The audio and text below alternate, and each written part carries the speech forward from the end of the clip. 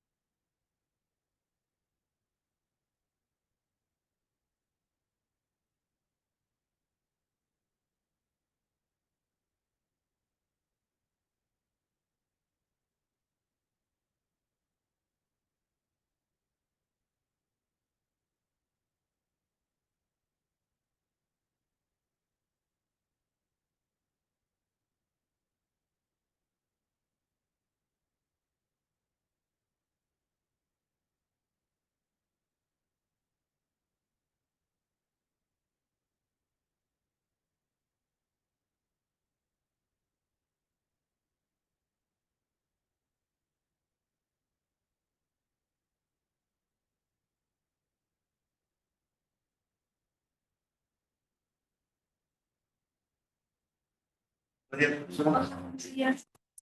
Oye, lo he buscado, ahora busco yo, lo he buscado. Ah, bien. Sí, ahora lo busco porque yo lo he visto.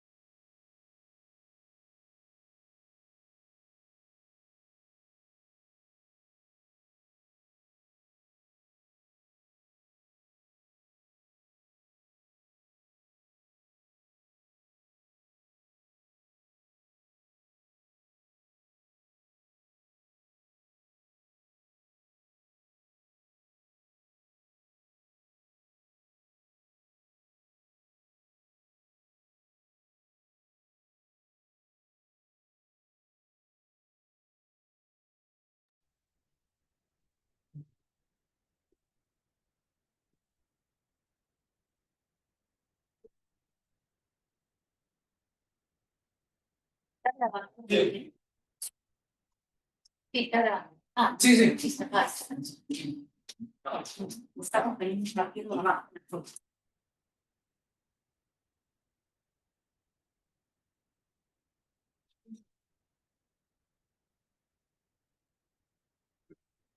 Eso digo para mí.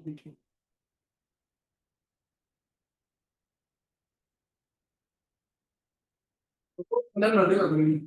Sí, que se me descuadra. Como arriba tengo videos Ah. para pasar un video. Ya. Aquí pueden minimizar los cuadritos. Bueno. Para que no se vean todos. Hay arribita de los cuadros y Muy bien. selección de la temperatura. Ahí cada uno. No, Arriba, en el libro. A la izquierda. Izquierda. Izquierda. Este, Ahí. Y el otro también puede ser. ayer. Sí. Para ellos saben que. Ya. Entonces, ayer habíamos visto, ¿qué habíamos visto? Habíamos visto SENACE, habíamos visto EFA, el fiscalizador, habíamos visto Proinversión, que es la que se encarga de la Agencia de Promoción de la Inversión Privada, que ahora va a tener nuevas facultades en el marco de la nueva ley de APP. Si pueden, háganse un cosito. Las APP se llaman Public Private Partnerships en inglés. Hay unos cursitos gratis en edX de PPPs, que son Public Private Partnership. Es gratis, si pueden, háganlo para que tengan una idea de lo que son las asociaciones público-privadas. Hay todo un curso de asociaciones, y creo que ahora en posgrado están dando curso con la emisión de la nueva ley de APPs acá en UT. Pero si puedes, háganlo porque muchos proyectos eléctricos se desarrollan bajo el tema de las APPs. Entonces es todo un tema, qué cláusulas tienen que tener los contratos de APP, cómo el tema anticorrupción se está metiendo en esos contratos, ahora el tema ambiental y social. Un día. Ahora el tema ambiental y social, como decía Proinversión, lo están considerando también en estos contratos, como es el error que les dije que hubo en la línea de transmisión Moyobamba-Iquitos, que la licitaron y se olvidaron de que ese proyecto no había pasado por consulta previa y se cayó el proyecto. Entonces ahora el tema ambiental y social también se tiene que evaluar en ese tema de las APPs. Supuestamente ahora que Proinversión va a recibir esos proyectos, yo me imagino que el anillo vial periférico, bueno, no pasa por comunidades nativas porque es acá por Lima, es urbano, ¿no? Pero algunos proyectos que va a realizar Proinversión va a estar más activo el tema ambiental y social. Ahora, normalmente el tema ambiental lo ve el privado, o sea, el privado saca su estudio de impacto ambiental, pero Inversión no le va a hacer ese trabajo. Lo podrá acompañar al ministerio o a SENACE. Generalmente, como son proyectos grandes, va a SENACE. Pero el tema social sí lo va a tener que estar monitoreando Proinversión si es que ahora ella va a administrar ese tipo de contratos, ¿no? Porque aparte del tema de la consulta, también es el tema del conflicto social, ¿no? Por ejemplo, el otro día fui a un evento de un video de un realizador, un productor de comunicaciones que hizo un video de los queros. ¿Ustedes saben quiénes son los queros? No, los queros, como una comunidad. ¿No? Ya, los queros son los guardianes de la Usangate, son patrimonio cultural de la nación. Traten de, si puedo voy a ver si el señor me da el video porque es de él. Pero, por ejemplo, los queros estaban metidos cerca de estas montañas que hay en Cusco, de la Usangate, el Coyurí, que hay unas montañas ahí. Y les han hecho una carretera. Eso es algo bueno, ¿no? Porque pueden sacar sus productos por ahí, haber actividad económica, pero ya había gente que reclamaba que por qué les habían hecho. Entonces ahí tú te pones a pensar, ¿no?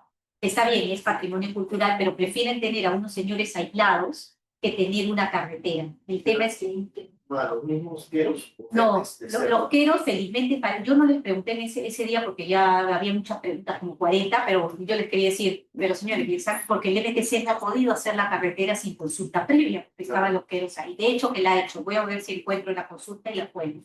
Pero ya les habían dicho y los señores dijeron que ellos habían aceptado, o sea, se dieron cuenta que era una posibilidad de desarrollo.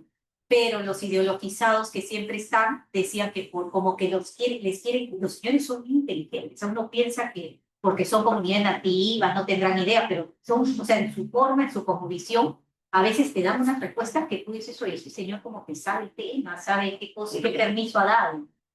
Entonces él dijo que ellos lo veían como una prerrogativa para sacar sus productos, pero ya habían ideologizados que les estaban diciendo, ustedes quisieron la carretera, ustedes no quisieron, pero de hecho que el MPC les ha hecho consulta. Ahora, claro, les pregunté si tenían luz, me dijo que tenían unos paneles en cada casa, le pregunté si tenían luz 24 horas, me dijo que sí, pero como que los panelitos que ellos, para comenzar, el Electrosur no ha llegado ni a electrificar a los que están tan arriba dice que son 500 familias, yo no sé cómo te sale a cuenta 500 familias extender la red, bueno, ahí no más. Y tienen panelitos chiquitos en sus casas, pero de hecho que eso no les permite desarrollar alguna actividad económica, porque porque la demanda es mayor de electricidad. Entonces, habría que darles una asistencia técnica para que puedan desarrollar, porque tienen un montón de cosas, o sea, que hacen sus cosas, y son muy expertos en todo lo que es el tema de plantas medicinales, estos señores. Entonces, ahí podría hacerse como alguna, no sé, alguna pequeña manera de que ellos muestren, dice que los turistas no entran mucho, recién se está conociendo esa carretera que ha ingresado a la zona. Pues es interesante porque hay que saber defender esos proyectos cuando los ideologizados vienen y te dicen, ¿no? Oye, pero la carretera ya lo malograste y el señor eres patrimonio cultural, ¿no? Entonces ahí ver cómo la carretera puede ser un tema de desarrollo y cómo tenemos que venderles y también hacer algún proyecto con ellos para que vean que el desarrollo les ha llegado como utilidad. Pues esos son los que... Si puedo, voy a buscarles ahí info, porque es patrimonio cultural del Perú. O sea, supuestamente tenemos que cuidarlos, tenemos que ver cómo preservamos todos sus conocimientos ancestrales. Entonces, pasando a Indecopi. Indecopi también se creó durante el gobierno de Fujimori en el año 1990. Por la ley 25868, también depende de la presidencia del Consejo de Ministros. El presidente de Indecopi lo elige también la presidencia del Consejo de Ministros. No sé si ustedes se acuerdan o habrán escuchado alguna noticia que cuando entró Castillo, Cerrón nombró a un señor que era el hijo de... Había un señor Palacín, que era un bajito que se empezó a pelear en la campaña de Cerrón, que era abogado de Cerrón en los aeropuertos de Jauja, que Cerrón había desarrollado ahí, y el de Junín, no aeropuerto que tenía Junín. Y le dio a un chico que no tenía ningún conocimiento la presidencia del y era un pata que lo había apoyado en la campaña. Ahí Indecopi como que se vino abajo y ahora están tratando un poco de reversa. Pero es un ente importante porque ve todo el tema de libre competencia y protección al consumidor. Para el efecto de que a nosotros nos importa, promueve y monitorea la libre competencia en el mercado libre. Se encarga de promover toda la libre competencia en nuestro sector. Hay una ley que sacaron, que la voy a colgar, si pueden darle una mirada porque es la 31112, fácil acordarse, 31112, es la ley que establece el control previo de concentraciones empresariales y se emitió en el año 2021. Esa ley también tuvo un tema porque primero la aprobaron por un decreto legislativo vía ley autoritativa de legislación delegada, la ejecutiva. El Congreso, al evaluar, porque en todos esos de leyes autoritativas, ¿te acuerdas? Apruebas el decreto y le mandas copia al Congreso y el Congreso tiene plazo para poder evaluar si tu decreto se ajusta a la norma autoritativa o no. El Congreso revisó y se dio cuenta que algunas cosas no se ajustaron y ¡pum! Se tumbó el decreto legislativo. Entonces después el Ejecutivo, para no volver a incurrir en ningún problema y que pase esta norma de concentración, tuvo que coordinar con el Congreso y emitieron de común acuerdo esta ley 31.2, que es una ley que cuando se presenta un umbral, ya no está 4.400, me he olvidado actualizar, creo que está 5.200. ¿Cuántos son? Sí, creo que es 5. 5.200 o 5.600. Tienes que poner ahí un INTE. Un INTE 2025. 5.350. Sí, 5.350. La UIT, cuando una operación comercial que van a hacer de adquirir una empresa o fusionarse con otra excede el umbral, es igual o superior 118.000 por los 5.350, tienes que notificar a Indecopi que tu compra de esa empresa va a exceder o es igual o excede ese número. O también conjunto, es decir, cuando se trata de la fusión de dos empresas, o un umbral individual de un valor igual o superior a 18.000. Entonces, cuando tu operación comercial es igual o superior en conjunto a ese monto o en forma individual, tienes que notificar a Indecopi que vas a hacer esa compra o esa fusión en el Perú, porque muchas veces han visto que la orden viene de Chile, ¿no? España quiere reducir su participación en Enel, sí, pues, en el América, ¿no? En España. O no sé, Sempra, que era el dueño de Luz del Sur, quiere reducir su participación, dedicarse solamente al tema de la exportación de gas en Estados Unidos y vender su Luz del Sur porque necesita caja. Entonces, pero tiene que ser una operación ejecutada en el Perú, no importa los otros activos que Luz del Sur o Sempra tenga en otros lados de Latinoamérica. Creo que tenía en Chile también Sempra cuando vendió Luz del Sur. Entonces, esta ley regula concentraciones empresariales que impliquen un acto u operación que implique una transferencia o cambio de control en una empresa. Antes de la fusión, en el caso del sector eléctrico, como les dije, tienen que pedirse autorización previa. Entonces, Indecopi primero ve este tema específico en el sector eléctrico. Cualquier tema de compra de empresas eléctricas que excede estos umbrales, tus abogados con los nuevos compradores tienen que ir y notificar a Indecopi, no la empresa que la compra, sino el comprador. Hay otra función que también la vamos a ver que para efectos que nos interesa tiene Indecopi, que es identificar las barreras burocráticas, que ahorita vamos a ver qué cosas. Pero principalmente controlar el tema de la libre competencia en el mercado y en el caso eléctrico, la adquisición de empresas eléctricas. Este es el caso de Luz del Sur. No, perdón.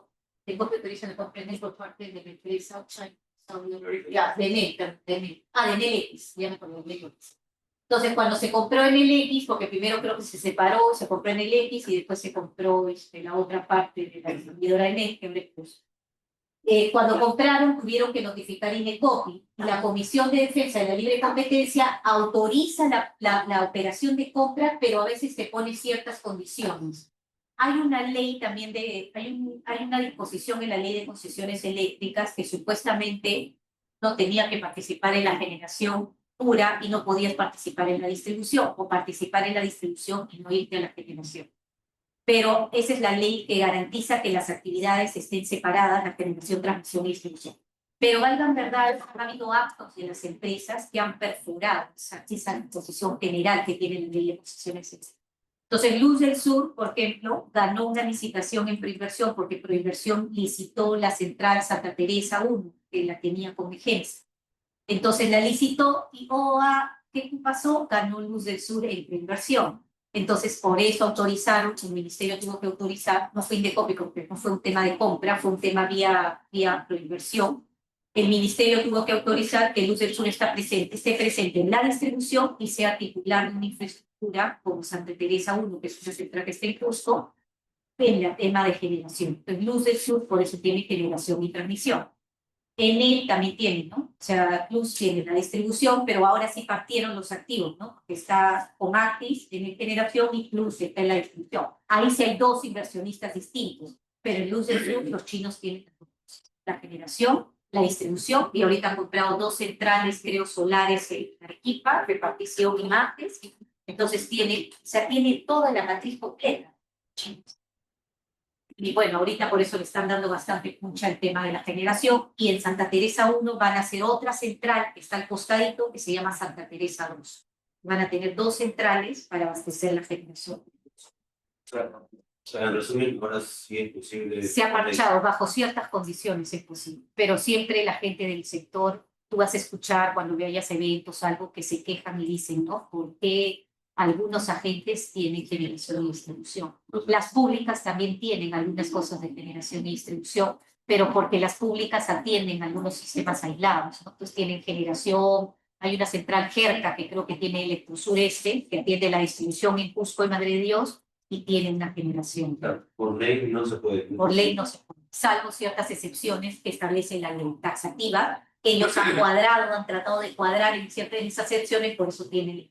Entonces, si le dice nuevas funciones, ¿le pueden supervisar? O... Sí, primero monitorea todo el tema de libre competencia en general en todos los sectores, y en la parte eléctrica autoriza la compra, pero es cuando compras empresas o activos, solo autoriza. Y sí puede poner ciertas condiciones, ¿no? Acá les voy a cargar esta resolución para que la puedan leer, porque son largas las resoluciones de copia, hace un análisis costo-beneficio, hace un análisis del mercado. Y por ejemplo, él le autorizó, pero le puso determinadas condiciones para autorizar la operación por parte de Escos China Southern Power Grid. Y más bien, todas esas condiciones que establece Indecopi las coordina con el Ministerio de Minas, le pide una opinión previa al Ministerio, y el Ministerio técnicamente le dice. Sí. Profesora, un amigo hace un año me dijo, no sé si será cierto, que las mineras no pueden tener su propia planta de generación, sino que se otra empresa aparte, o sí puede. Creo que lo hace por un tema, habría que ver ya el tema de minería, pero Habría que ver, no sé el caso de las mineras, pero de repente tienen otra razón social, claro. Eso me dijo. Claro, que sí, esa era porque empresa. claro, su concesión es para minería, ellos no tienen para electricidad. Ah, Entonces, ¿qué hacen? No sé si lo saquen a nombre de Buenaventura. He visto, hay una de Cogeneración que salió el otro día publicada.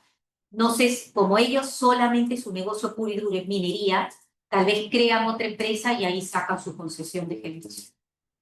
Habría que ver, pues no creo que la tengan bajo la misma empresa, que los mineros si son bien cuidadosos de no meter todo en el mismo saco, porque llega a haber un problema y le afecta a la minería. Claro, seguro crean una subsidiaria y lo meten ahí. Voy a buscar a ver los mineros. Entonces, a través de un comunicado, Indicopi afirmó que garantiza la competencia entre empresas de generación para el abastecimiento de usuarios regulados y evita que la tarifa... Claro, lo que le preocupa a Indicopi es que no se cause ningún perjuicio al usuario regulado con este tipo de operaciones. O sea, siempre vela por el usuario regulado. Por eso es que tienes que ir y pedir autorización. Ahora, ¿cómo se hacen los negocios con las grandes ligas, no? Por ejemplo, los chinos vienen y quieren comprar Luz del Sur, como en efecto sucedió. Condicionan el contrato, quedan en la negociación todo, pero no sueltan plata, no se ejecutan las cosas hasta ver si Indecopi da la autorización. Si Indecopi no da, los chinos se retiran del Perú y no se... Ahora, acá también hay que tener un tema, ¿no? El otro día escuchaba en un evento de energía que fui, que siempre nosotros hemos pensado en empresas con dueños, o sea, con Sempra, con el grupo Enel Américas, no sé. Pero ahora hay una nueva manera de pensar el accionariado de las empresas o la propiedad de las empresas, que son los fondos de inversión y los gobiernos extranjeros. No sé si en otros países habría, ese sería un buen tema de tesis, estudiar Chile, estudiar Brasil, estudiar Colombia, cómo se debe administrar una empresa si su dueño es el gobierno chino, como en este caso claramente Luz del Sur es del gobierno chino, Luz también, y en el caso de fondos de inversión, porque hay varias renovables, no sé si ustedes han visto, por ejemplo, Celestra, el dueño es el fondo de inversión EQT, que es un fondo suizo. Y de verdad que tú empiezas, bueno, yo trabajé un tiempo en Celestra, pero empiezas a ver cómo gestionan los fondos de inversión una empresa de personas y no gestiona muy bien. ¿Por qué? ¿Cuál es el fin de los fondos de inversión? Ustedes conocen. Ganancia y venta. El fondo de inversión se queda 3 años en la empresa y vende. Por eso Celestra lo está metiendo, porque ya se le van, todavía creo que van 2 años, año y medio. Pero cuando tú trabajas en una empresa de fondo de inversión, sabes que el fondo tienen hasta un límite que está establecido en la doctrina y todo. 3 años venden y van y compran otra cosa. Entonces ahí podría estudiarse, ¿no? Hasta qué punto un fondo de inversión debe estar en una empresa que maneje infraestructura tan estratégica como sería la electricidad. Habría que ver también en empresas constructoras, cómo los fondos gestionan, ¿no? Ahí habría que buscar, no he tenido tiempo de buscar a ver si ya existe bibliografía que alguien ya haya escrito eso. Y aparte hay todo el otro tema del gobierno chino, que cómo gestionas una empresa que su dueño es un gobierno, ¿no? Claro, pero los bancos, creo que la parte de generación sería un banco de fomento. De inversión, de fomento es COFIDE, o sea, banco infantil. Fomento, cuando tú usas esa palabra fomento y subsidio, es Venezuela, el Estado estratégico, ¿no? Cuba, inversión estratégica. Claro, digamos, bueno, lo que pasa es que antes llevamos esto de desarrollo de proyectos, en donde nos comentaban así breve que para poder armar un proyecto de Así inversión, necesita para la inversión, claro. se recibe de un, digamos, Claro. de un fondo, como se dice, Claro. pero más elevado. ¿No? Project management, a veces hacen un sindicato de fondos, cuando no les alcanza, hay varios fondos Debido y hacen a la project cantidad de claro, dinero. Sí. claro, para levantar y fondear el proyecto. Claro, pero como máximo, creo que hay una, o sea, las acciones creo que no pasan del 50% o así. Ah, ya, por eso habría que ver, por eso, pero algunos son mayoritarios con los fondos, como hacen un sindicato de fondos y el fondo generalmente te acompaña en la construcción, ya te da el billete para construir la central, para desarrollar el proyecto, ¿no? Luego desarrolla, ya el fondo, esa central va a tener ingresos de los PPAs que haga, va a tener ingresos y va a operar. Pero ese no es el negocio de los fondos, ¿no? Sí. O sea, mi duda es, o sea, no se supone que la mayor cantidad de acciones son para el grupo que tiene la idea. Claro, pero el billete te lo pone el fondo. Por ejemplo, en esta empresa Celestra, el fondo, representantes del directorio estaban en el fondo, estaban en SMART. y son los que decidían qué otros, o sea, ya lo habían acompañado a la empresa en un proyecto, la Central San Martín en La Joya, Gareca. Pero ahora la empresa va a desarrollar otros proyectos, Babilonia quiere desarrollar eólicas. Esos patas, al ser accionistas, tienen asiento en el directorio. Entonces son los que de acuerdo a sus intereses, a ellos no les interesa La Joya Perú, ni la gente que está ahí, a ellos les interesa el billete. Entonces te acompaño hasta un punto, de ahí yo me quito y ya invierto en otra cosa, invierto en edificios, invierto en otro tipo de infraestructura. Entonces finalmente, como decía un abogado en ese evento, que no he podido buscar bibliografía, pero me gustaría ver, es considerando esa manera que tienen los fondos de administrar, nosotros aparentemente todas las reglas están dadas como que sea un grupo empresarial el que esté ahí, no un fondo que por sus características son de ingreso y salen, tienen varias canastas donde ellos invierten. Entonces, por ejemplo, sí a los fondos son enfermos del tema ambiental. Esos suizos no querían que haya ninguna contingencia ambiental por el tema reputacional que ellos tienen en Suiza. Pero habría que preguntarnos, ¿y el tema social les importará? No les importa. ¿No? Si se da trabajo en Arequipa, ¿les importará? No les importará. A nosotros sí nos importa porque tenemos problemas sociales en las zonas donde desarrollamos el proyecto, pero a ellos, pues, ahí viene un poco estudiando. Y el otro es el tema del gobierno chino, que obviamente como gobierno tendrá sus propios intereses estratégicos al administrar. Por eso dice que una amiga de Canadá me contaba de que ella tiene unos amigos chinos en Canadá y se puso a conversar con ellos y le dijo, oye, acá la distribuidora que abastece la ciudad de Lima, los dueños son China Power, por más que es una empresa constituida, o sea, es una empresa constituida en, ¿cómo se llama esta zona donde entraron los chinos? Hong Kong. Es una empresa constituida en Hong Kong, pero es empresa pública en China, finalmente. O sea, los chinos son moscas, ellos las constituyen en países que parezcan modernos, pero finalmente su accionariado es Partido Comunista duro y puro chino.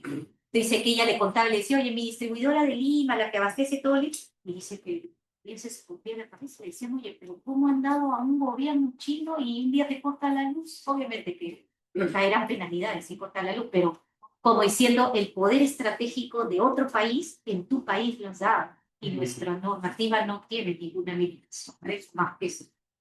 Entonces, si lo cuadran en esto, en que debe observar ciertos beneficios, esas condiciones que no debe transgredir, ¿no? Ahora, aparentemente las condiciones en la compra de luz del sur, yo le he leído rápido, no le he leído bien analizando, deben ser flexibles, porque como el mismo grupo compra esas centrales de renovables en Arequipa que tienen. Entonces, debe tener margen para comprar más cosas, y creo que va a comprar más cosas, los chinos ajustan, pero ¿cómo? Invierten más, pero ajustan el cinturón adentro. Me dicen que les han puesto unas metas bien altas en Luz del Sur y ya la gente no está llevando. No cumplen la meta, chao. Me comentaron de que esa es su forma de sacar a las claro, personas. esa es su forma de ahogar. Poner metas imposibles. Claro, no es agarrarte así, decirte, hola amigo, con tu acuerdo, ya quiero que te vayas, te pago, tu acuerdo. Es operación ahorcamiento, operación ahorcamiento. La gente no llega, ya sabe la gente que empieza, lo que lo van a sacar. Y bajan los sueldos, ¿no? Porque ellos bajan. O sea, ellos, los que ganaban bien, empiezan a quedar en la pirámide como relegados. Creo que no han cerrado el acuerdo con los sindicatos, ¿cierto? No han cerrado. Entonces, si no se...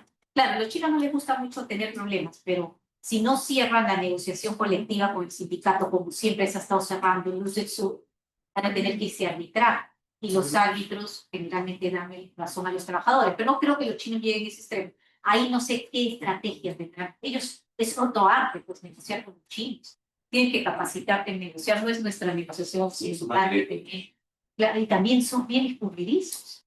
Hasta también son, los chinos son bien supersticiosos. Por ejemplo, este es un año 9, es un año de finales. Entonces los chinos, según la astrología china, entonces los chinos ya deben estar queriendo cerrar sus cosas y como el año siguiente es un año 1, van empezando bien. Ellos guardan y empiezan. Son bien supersticiosos. Bueno, este es el caso de Enel Generación, que lo vendió también a un fondo global Actis, ¿no? Actis es el que hoy día está en oro.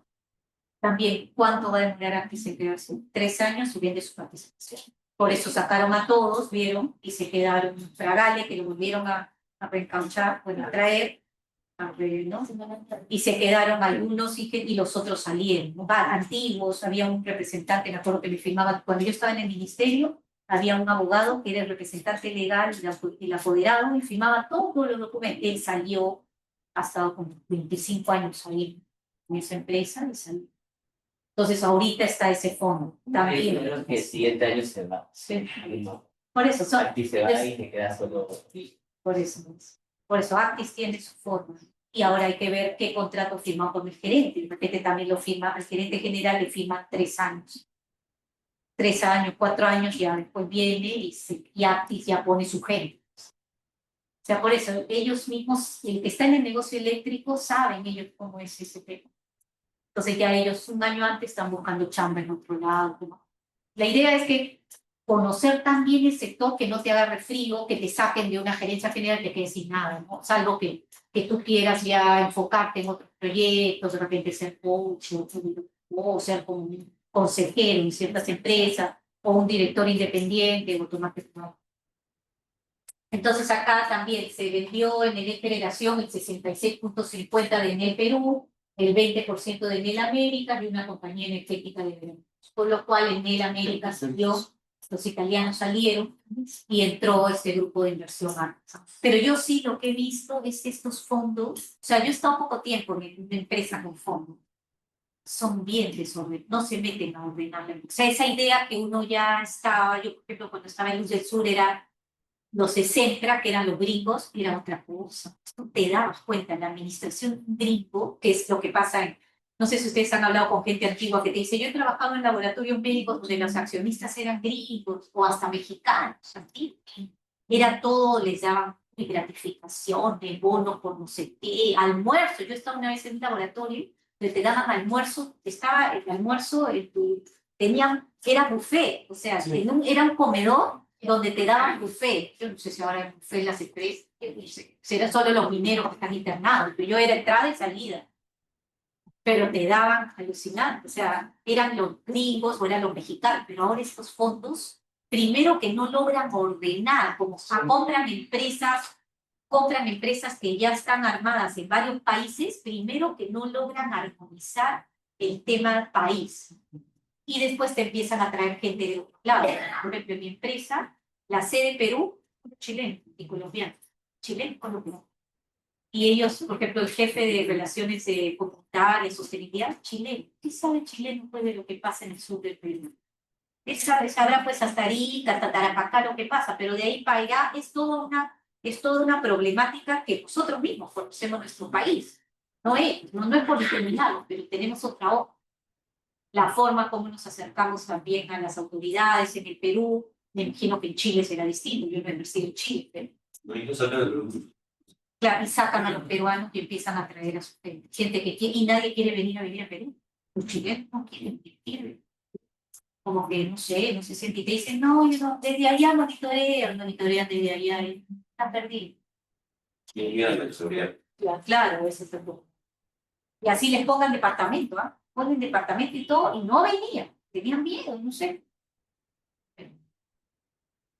Pero eso quita trabajo a los peruanos, quita trabajo porque ahí debería venir un montón de gente peruana. Y ahora los colombianos, como Petro no está invirtiendo, también se están viniendo acá. Como todo, claro, quitan la chamba acá. Entonces tú tienes que prepararte bien e ir de igual a igual, ahí a pecharlos, ¿no? Pero estar bien preparado para que ellos vean lo que, o sea, cuál es el beneficio de tener a un trabajador peruano frente a un trabajador colombiano.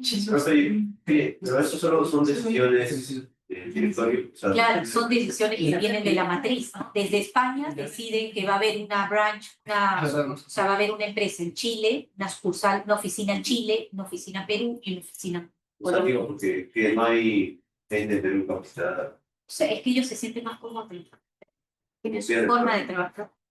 No te lo dicen, pero tú como que sientes que las decisiones importantes te hacen hablar. Por eso tienes que prepararte bien para competir con ellos, o para que ellos vean que tú tenías la razón. Ya por último, si te sacan, ya pues me quito, busco trabajo. Pero que ellos vean que lo que tú les recomendabas en ese tiempo era porque tú tenías conocimiento de tu sector y estabas bien preparado. Nunca achicarte delante de ellos, nunca achicarte. O sea, siempre plantarte bien, porque nosotros tenemos eso de, ay, vienen los chilenos. No, no. O sea, ya eso hay que cambiar el chip. Yo estoy bien preparado y me planto al lado de ti. Me quieran hacer yo, recomiendo. Me quieren hacer caso, no, bueno, pero yo me voy segura de que yo conozco mi sector. Entonces, ellos, eso, ese es un tema de percepción que yo recién he trabajado, yo había trabajado con los que eran de Sempra, que eran los gringos. Los gringos te escuchaban. Si hasta en Luz del Sur, cuando fue la venta, todos empezamos a ordenar la información para la venta que se iba a hacer a los chinos, que no sabíamos que eran los chinos, porque en un momento estuvo una empresa canadiense que iba a entrar, eran los canadienses y los chinos. Pero siempre cuando están los chinos pagan lo que pagan, siempre te ganan. Cuando son dos, los chinos pagan el mundo, cuando ellos quieren comprar algo, pagan lo que tú les pides.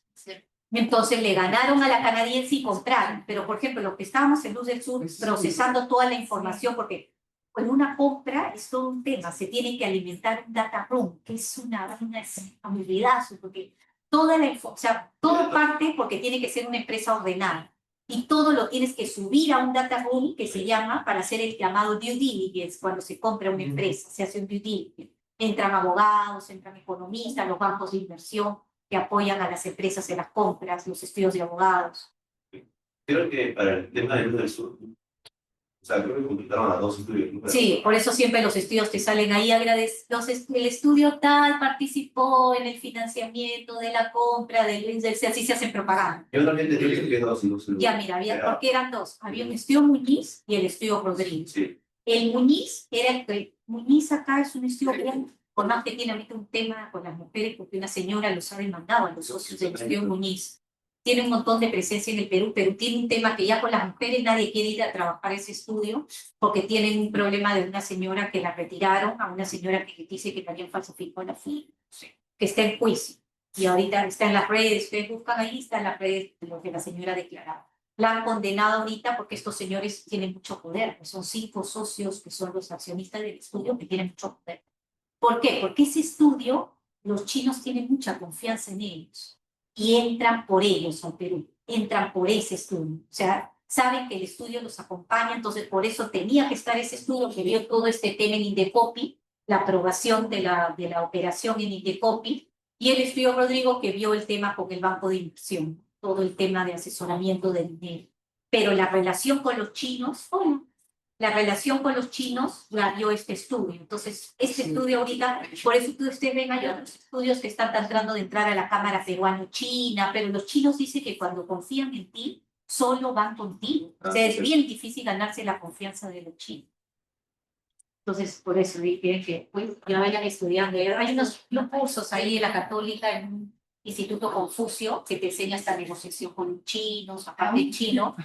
Claro, Instituto Confucio, y el que más, yo no me he metido todavía, pero hay unas conferencias que yo a veces voy, que las hacen en una casa ahí en Rinconada Alta, que ver con teléfono, pero hacen en unas casas ahí cómo hacer inversiones con los chinos, ¿no? Ese instituto es bueno. Hacía charlas, hay una peruana que está viviendo en China, que es la que conoce todo, no me acuerdo, se llama la chica, pero es de ese instituto, y cada cierto tiempo dan clases, ¿no? Porque las que son más fregadas son las ejecutivas chinas.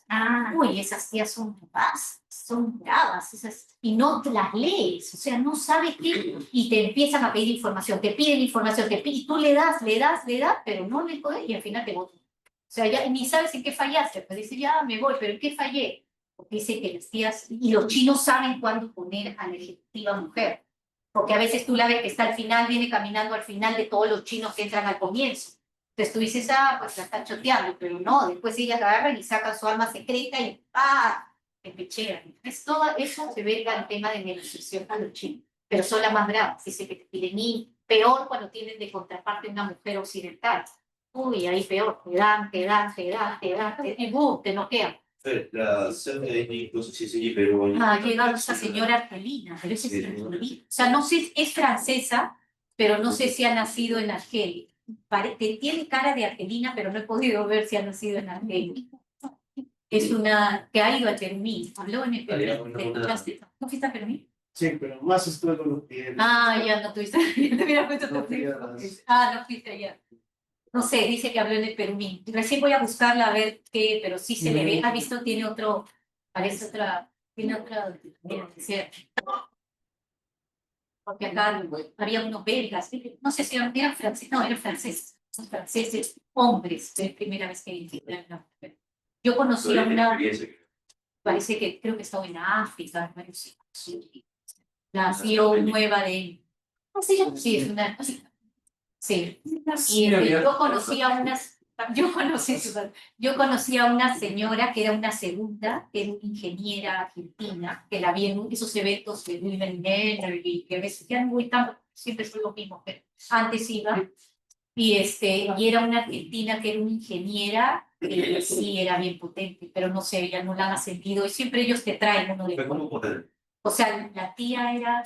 O sea, ella decía que, por ejemplo, había estudiado en Argentina, bueno, no sé en qué año había estudiado, pero era en el año en que era la única mujer en toda la clase de hombres, y que los había ganado a todos. O sea, era la mejor alumna de toda la clase donde esté vendiendo la experiencia, ¿no? O sea, y había estado en varios países, y estaba de Enriqueta, no me acuerdo cómo se llama la señora, y la habían destacado acá a Perú. Supuestamente esos nunca van a ascender a gerencia general, o sea, ella podrá ser gerente de desarrollo, pero en esas empresas extranjeras siempre te traen a alguien de fuera. Sí. Entonces tienes que tú aprender cómo acompañar a ese que te trae fuera. Nunca vas a llegar a ser jefe. Ya de entrada tienes que saber. Entonces, ver cómo acomodas tus intereses a ese tipo de ascenso. Pero si la gente está acostumbrada a traer gente de afuera, entonces no sé, porque tú vayas a... También, pero hay que prepararte porque hay que competir con él. Las empresas mismas a veces eligen a personas que son para mandarlos. Claro, a veces también los mandan a otra serie. Esta señora también creo que había estado en París, no sé qué hizo, pero no era, era uno de Europa, le habían mandado, pero desde Argentina, claro. Las empresas que tienen allá en Argentina es más grande que Argentina. O sea, la sede en Perú debe ser más pequeña que la sede en Perú. No sé si en usted. Entonces, ve el tema de promoción y supervisión de la libre competencia y autorización en materia de compras y fusiones en el sector eléctrico, a partir de esos umbrales que hemos visto. También Indecopi tiene otra función muy importante, que ve el tema de control de barreras burocráticas. ¿Qué es una barrera burocrática? Es todo trámite, requisito, exigencia, cobro o impedimento que exige el Estado a personas o empresas a través de entidades públicas, siempre tiene que haber una entidad pública, que obstaculice el ascenso de los agentes económicos al mercado o que afecten la tramitación de procedimientos administrativos. Esto en el marco de lo que hemos visto de la libre competencia que cautela la constitución económica. Entonces, como el Estado debe velar, barrera burocrática, debe barrera de gran nivel. ¿Se acuerdan que vimos ese caso del grifo que estuve leyendo, que leímos esa bella? Ese es un típico ejemplo de burocrática. Y también de actuación subsidiaria del Estado, ¿no? El de la municipalidad que quería prestar el servicio de grifo y no, ¿por qué lo iba a hacer si ella tiene que limitarse a su actividad subsidiaria del Estado y no puede ejercer actividad que obstaculice la actividad del privado? Profesora, pero también para como entender un poco las barreras burocráticas, se utiliza como el criterio de subsidiariedad. No, ahí se utilizan otros, ahora vamos a ver unos análisis que hacen de copy, de racionalidad y legalidad. Tiene que ver si es racional o es legal o ilegal. Yo no entiendo cómo eso se configura como barrera de... Y ahorita vamos a ver. Ahorita vemos, sí. El artículo 61 de la Constitución, bueno, el Estado facilita y vigila la libre competencia, combate toda práctica que limite el abuso de posición dominante o monopólica, no puede haber monopolios en el Perú. Y si es que alguien denuncia por la existencia, claro, de un monopolio, puede irte a Indecopi a pedir que limiten la posición de ese monopolio, ¿no? Caso farmacias, hubo un cártel también de grifos, no sé si se acuerdan, los grifos se habían puesto de acuerdo para vender, ese caso también fue Indecopi, creo que ahorita está en el Poder Judicial porque Indecopi resolvió. El caso de las empresas el cártel en Provías Nacional, que ganaban todas las licitaciones, Graña ganaba, se iban turnando quién iba ganando cada año, era un cártel de empresas que habían, se llamaba, tiene su nombre, el cártel de las constructoras.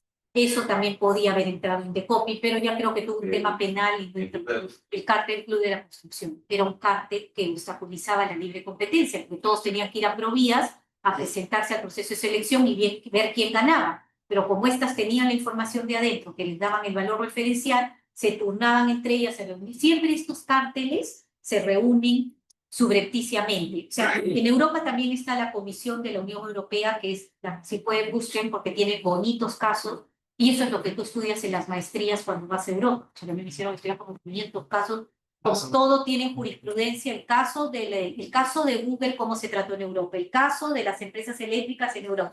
Entonces, hacen cárteles en Europa para poder ellas repartirse el mercado, ¿no? Entonces, hay producción de la Unión Europea y acá Indecopi también tiene su jurisprudencia, sus casos.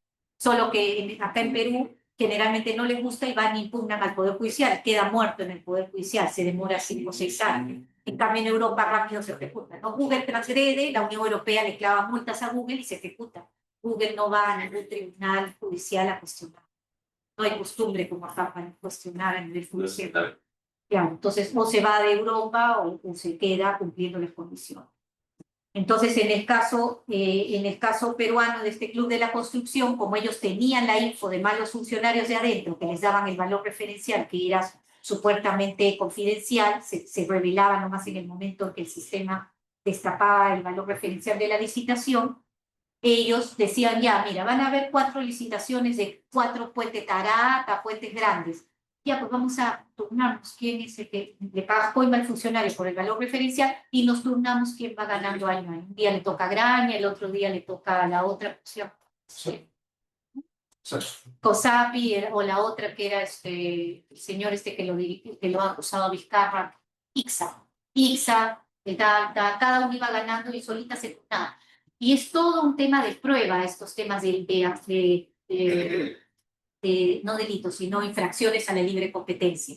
Generalmente esta gente va y se reúne en hoteles, como son gente de mucha capacidad adquisitiva que dirigen el IP, se reúnen en hoteles, entonces la autoridad de la competencia a veces hace una labor de investigación y generalmente son tan ordenados que hasta firman actas. Dice que había un acta donde decía a quién le toca la primera licitación, quién le toca la segunda, quién va a ganar la tercera. Entonces ellos mismos hacen como su pseudo delito y se turnan, todo lo dejan registrado.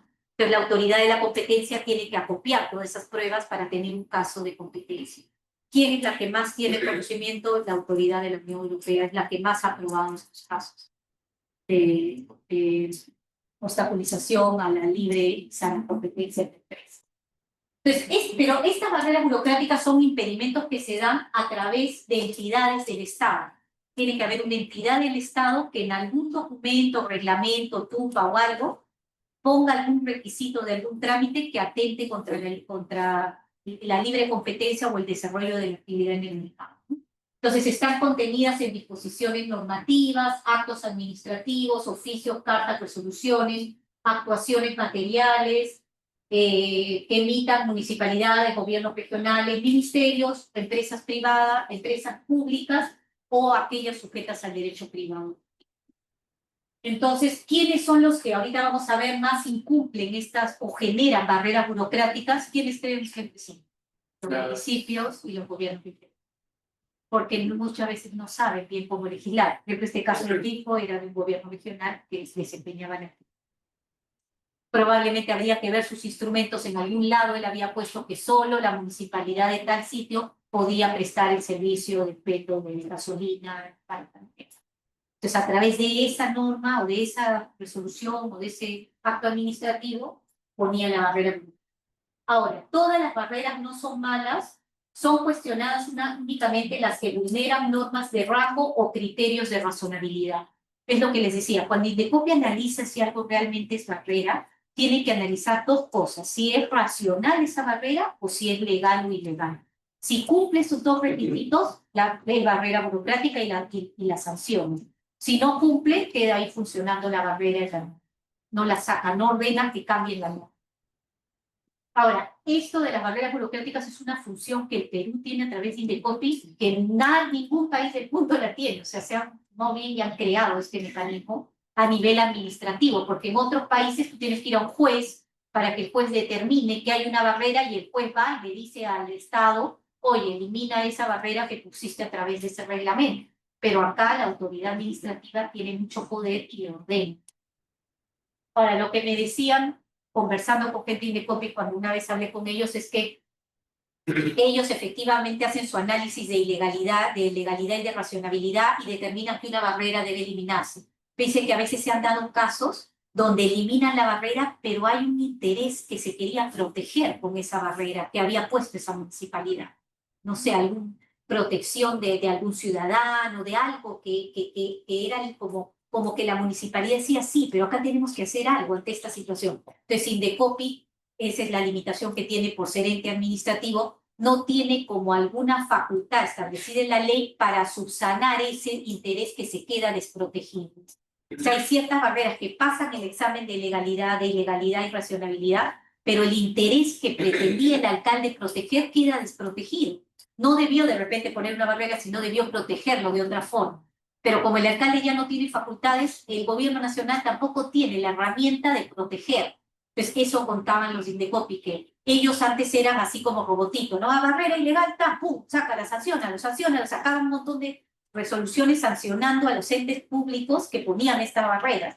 Pese que después de tanto ser robotito, empezaron a meter cerebro y se dieron cuenta que habían barreras que estaban en el límite entre el deseo del alcalde de proteger algo, pero no tienen el instrumento legal. Entonces, por eso Indecopi decía que a un futuro, en alguna reforma de Indecopi, ellos querían ver cómo les podían dar esa posibilidad de poner alguna subsanación si ellos eliminaban esa barrera. O sea, decirle al alcalde, no pidas, por ejemplo, una licencia de habilitación con tantos requisitos de habilitación urbana, pero si el alcalde, no sé, quiere cautelar, no sé, algún interés en el municipio, de repente algo que Indecopi le pueda decir al alcalde, recomendamos que tú lo hagas en otra vía o con otras consideraciones. Hoy día no, solo te pone la resolución, sáquese la barrera burocrática y te da un plazo. Si no, ahorita vamos a ver que saquen un ranking que tiene y te empieza a hacer como Roche con entidad pública. Este, por ejemplo, es el ranking que he encontrado, el último, del 2024 segundo semestre. ¿Quiénes son los entes públicos que Indecopi ha detectado o tienen la mayor cantidad de barreras burocráticas declaradas ilegal o que no son razonables? ¿Quién dirige el ranking? Uno, ¿no? Municipalidad de Chucuito. Entonces, por eso, ¿qué yo haría con Municipalidad de Chucuito? Si veo que él puso esa barrera, yo, sí, no, pero es provincial de, o sea, si es Chucuito, yo tendría que ir a ver, o sea, ¿cómo podrías tú ayudarlo, municipio? Porque probablemente ese municipio no sabe ni legislar bien. Entonces tendría que ir a alguien a capacitar y hablar con él y decirle, a ver, ¿cuál es la problemática que tú querías atender con esa barrera? Ah, ya, mire, señor alcalde, lo puedes hacer de otro modo, no repitas el... O sea, eso le falta a Indecopi, no tiene como una norma que lo habilite a ir a capacitar a esa... Porque son municipalidades chiquitas. Claro. Junín, bueno, provincial de Huancayo, que es la principal de Junín, el Ministerio de Educación le ha detectado que tiene 13 barreras. Ese pues ya no lo capacito nada, pues ese lo sanciono por vez, lo que tiene que saber la norma, el Ministerio de Educación. MTC también tiene bastantes temas de barreras, tiene 12, y la Punta Callao. No sé cuáles serán las barreras, pero ahí entran a la página web de Indecopi y les voy a pasar también el link. Creo que es el link. Saca un boletín.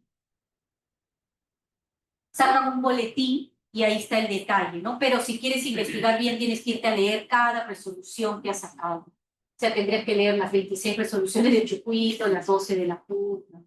Para entender bien, porque me imagino que debe haber un sesgo ahí. O sea, debe haber un sesgo. ¿Por qué el alcalde saca 12? ¿En qué problema está metido el alcalde? No sé, pues migración de extranjeros, algo el alcalde quiere controlar, pero no está sabiendo hacerlo. Lo hace y pone barreras y cosas. O no sé, controlar el comercio ambulatorio. Van los ambulantes, se quejan ante Indecopi y Indecopi analiza si es una barrera burocrática o no. Le saca al alcalde, pero igual al alcalde se le meten los ambulantes y sus ciudadanos igual se quejan, los que viven en el distrito. Entonces hay que orientar al alcalde a ver cómo puede controlar también eso sin transgredir y causar barreras burocráticas que perjudiquen. O sea, las ordenanzas municipales pueden ser Sí, claro, con todos los instrumentos que tienen los alcaldes y los gobernadores, que ya sabemos cuáles son, ordenanzas, acuerdos regionales y municipales, decretos de alcaldía, con toda esa normativa, él puede instituir estas barreras. Oye, Emilio, que, o sea, sí me imagino... Minedu, creo, yo no he leído las resoluciones, pero me parece que, por ejemplo, para darte tu diploma de colegio, te piden una tasa, Sí. una tasa que Indecopi analiza y no es una tasa que esté muy sustentada. De repente te quiere cobrar 1.000 soles y los sustentos que hace es para 200 soles. Entonces, eso analiza Indecopi. Si ve que la tasa es desproporcionada, pum, lo observa. Entonces, por ejemplo, ¿qué debería estar la gente del Ministerio de Educación? Yo pondría un grupo que ahorita me esté analizando dónde están esas 13 y cómo corrijo de una vez esas 13 para cumplir con Indecopi y que no me vuelvan a hacer roche, porque si no yo siempre voy a estar saliendo del ranking, ¿no? Ahora, el Antes ejecutivo... había tema de, o sea, cuando tú egresas al colegio, de nota, no sé cómo Sí, decirlo. te daban gratis, te ponen feo. Sí, no, ahora es más, Ah. ahora trabajo con lo que es constancia de orden. Ay, de repente algo más. De repente, lo descargas. Esa fue la solución para eso. Claro, seguramente le había observado en Indecopi que era una barrera, entonces ¿cómo lo reformuló el ministerio? Lo hizo que tú te lo bajes directo con tu... Sí, porque si no, no puedes postular. Claro. O este certijoven, el otro día me pidió también este certiadulto, ¿has visto? Pucha, yo nunca me sacó eso, yo me iba a ir a sacar mis antecedentes, pero al toque lo baja, pero sabes que tenía un error, por ejemplo, no baja con el DNI, el último. Yo recién he cambiado mi DNI, me han dado el último, que es el amarillo. No baja con el DNI, baja con el azul. Felizmente no le había roto el azul, me tuve que ir a buscar mi azul, le metí el número ese que te da de... Tienes un número tú luego de tu DNI. Ah, sí. Que no sé cómo se llama. ¿Ubicado? Ubigeo, no, ese el código de verificación de arriba y recién con ese me votó. Entonces, eso podría ser una barrera. O sea, yo podría ir a Renier, no sé, ¿quién eso del Ministerio de Trabajo? Yo podría ir al Ministerio de Trabajo y plantear una denuncia Indecopi por barrera, porque no me está dejando con mi DNI nuevecito que me ha emitido Renier, emitir, tengo que estar yendo a buscar mi azul para poder imprimir el certificado. Eso sería una barrera. No me permite tener acceso a mi certificado porque me hace buscar un DNI cuando él mismo me ha dado un DNI moderno.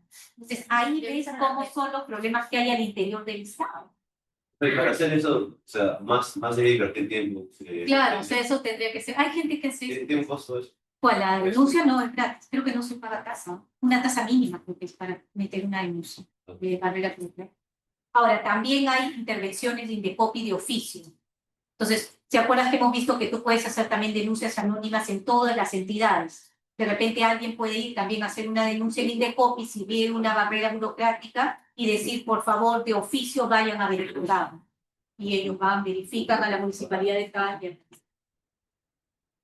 Entonces, por ejemplo, es un modelo es una resolución que sacó Indecopi en el año 2021, donde declaró como barrera burocrática ilegal un párrafo del reglamento del registro de hidrocarburos. La emitió en el 2021, entidad que impuso la barrera, o Sinermin en su momento había, sin darse cuenta, bueno, Cuadrero, se había excedido y había presentado esa barrera, y era un requisito, decía la exigencia de que las multas impuestas en procedimientos referidos a la fecha de inscripción objeto de la solicitud sean pagadas como era el paga primero, y te acuerdas que antes había el paga primero y después te levanto la sanción. Y a esto dijo Indecopi, por ejemplo, que no estaba bien que exigieran primero el pago antes de interponer en un procedimiento administrativo. Este es un ejemplo de resoluciones que saqué Indecopi. Este es otro ejemplo, ¿no? Por ejemplo, era de la Municipalidad Provincial de Barranca. ¿Qué declaró Indecopi? Cuando existía en ese tiempo, era tipo Enel, ¿no? Enel era Lima Norte. No me acuerdo cómo se llama. No me acuerdo. Declaró barrera burocrática ilegal una medida que había impuesto la Municipalidad Provincial de Barranca, que la misma empresa se había quejado y había denunciado ante Indecopi que una municipalidad provincial le había interpuesto una barrera burocrática. ¿Qué exigía la municipalidad? La exigencia de comunicar de manera anticipada la suspensión del fluido. Miren lo que había puesto un alcalde. Muchas de las barreras contrarían normas también. El problema que vimos que tienen los regionales y municipales, ¿no? Que muchas veces contravienen normas de efecto nacional, como es la ley de concesiones. Entonces, acá, ¿qué se había inventado el alcalde? El alcalde quería que la empresa de distribuidora que atendía Barranca, que acá era la de Lima Norte, le avise de manera anticipada cuando iba a suspender el fluido eléctrico.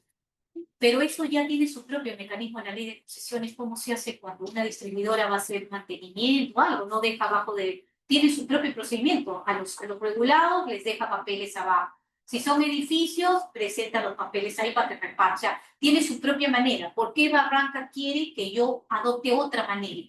Estoy contraviniendo la ley de concesiones. Indecopi así lo entendió y le dijo que esa exigencia era que se materializaba en una ordenanza municipal, incorporaba una no sé qué, de garantizar, que dice la exigencia de garantizar el fluido de instituciones públicas materializadas en el artículo 6, no sé qué, declara la barrera irracional e ilegal, y le dice que, ¿qué le dice? Y en consecuencia fundada la denuncia interpuesta por la empresa de distribución eléctrica de Lima Norte, que dice, esta era otra, esta era la prohibición, también le había prohibido acá un temazo con las distribuidoras, porque las municipalidades empezaron a querer regular cuándo hacías tendido de redes eléctricas y cuándo hacías subterráneas. Y eso ya está regulado en la ley de concesiones. Pero las municipalidades, en el aras de querer ordenar todo eso, es por primero, ese desorden que uno ve en los postes, muchas veces no son las eléctricas, son los telecom. ¿Has visto lo claro? Cable, el poste está medio. Todo poste que tenga punta es telecom, todo poste con inscripción es eléctrico. Entonces tú vas a ver, entonces el alcalde a veces no sabe, y en su desesperación por querer que se ve el ornato bien, porque ve cable caído, empiezan a sacar estas ordenanzas y las eléctricas empezaron a ir con no interponían de eso. Había hasta abogados especiales en las empresas que estaban detectando cuándo se interponía una barrera. ¿Y por si acaso le queda multa? No, no los multan a los alcaldes, le exigen que cambie la ordenanza. No le cae una multa. No le cae multa. Le exige, primero entra el ranking, hace roche y le exigen que cambie la ordenanza rápido. Si no, le van a imponer una multa. Si no, no.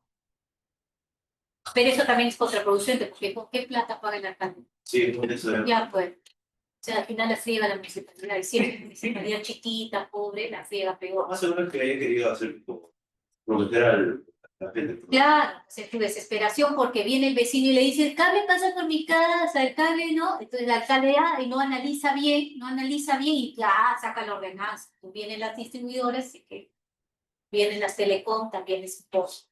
Ahora, dicho sea, ya finalmente el MTT sacó una reglamentación de cómo debería hacerse el tema de cables aéreos. En materia de telecom y en electricidad ya también hay una resolución de SINERPI. O sea, ya las reglas están establecidas en el sector, pero ellos a veces se meten a querer denunciar cosas que ellos no conocen. Entonces, de ponerle en aplicación a la denunciante. Ahora, ¿qué también hacen?